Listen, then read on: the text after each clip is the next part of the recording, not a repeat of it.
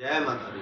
आप सभी भक्तजनों का एक बार फिर से स्वागत है ज्ञान सभा बाय हैप्पी महाराज के यूट्यूब चैनल में, जहां हम श्रीमद् भागवत गीता का अध्ययन कर रहे हैं।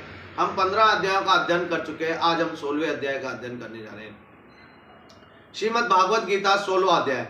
भगवान श्री कृष्ण बोले, भारत, अभय, शुद्र, सतोगुणी होना, ज्ञान, योग, निष्ठा, दान, इंद्रिय दमन, यज्ञ करना, तप, सरलता, अहिंसा, सत्य, क्रोध, त्याग, शांति, चुगली न करना, ये सब किसके गुण हैं? जो सतोगुणी होते हैं, जिनके सन्मुख जन्म धरने वालों को ये सब गुण मिलते हैं। हे पार्थ, दंभ, दर्प, अभिमान, क्रोध, कटु भाषण और अज्ञान, ये सब असुरी संपत्ति के सम्मुख जन्म लेने वालों को प्राप्त होते हैं। पांडव, देवी संपत्ति मोक्ष और असुरी संपत्ति बंधन का कारण होता है। जो देवीय संपत्ति में जन्म लेता है वो मोक्ष और असुरी संपत्ति का कारण होता है। जहां बंधन होता है वो असुरी संपत्ति कहलाता है। तुम शोक ना करो, क्योंकि तुम उत्तम देवी संपत्ति के भोग के जन्मे हो, यानी आप देवताओं के रूप में जन्म लिए हुए हो। आप संपत्ति के या किसी भी चीज का आपको शोक नहीं करना चाहिए। हे पार्थ, इस लोक में देव और असुर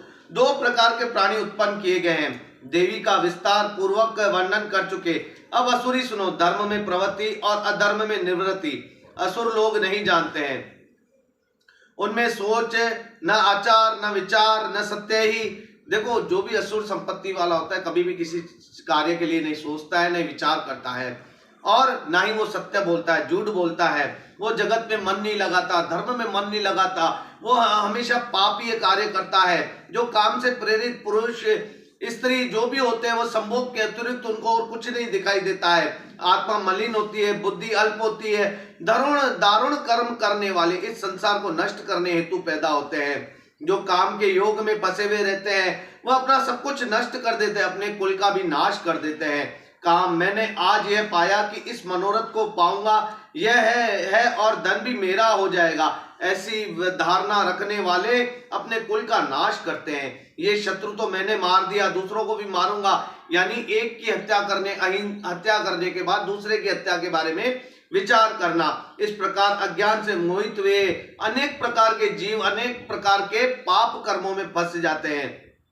अनेक कल्पनाओं से मोह रूपी बंधन में फंसे हुए रहते हैं कि बहुत सारी कल्पनाएं, बहुत सारी चीजों के लोभ में वो फंसे रहते हैं और हमेशा बुरे कार्य करते रहते हैं और पाप कर्म संचय करते रहते हैं। धन धान्य में मद में चूर रहते हैं, शास्त्रों को नहीं पढ़ते हैं, ऋषि मुनियों का सम्मान नहीं करते, अपने बड़ों का मान नहीं करते हैं, निंदा करते हैं, द्वेष करते हैं। अधम पापियों को मैं संसार की असुरी योनियों में पाकर वह मूर्ख मुझको पाए बिना ही अंत में अधोगति को प्राप्त हो, यानी भगवान को प्राप्त नहीं करते हैं और अधोगति में प्राप्त होते हैं।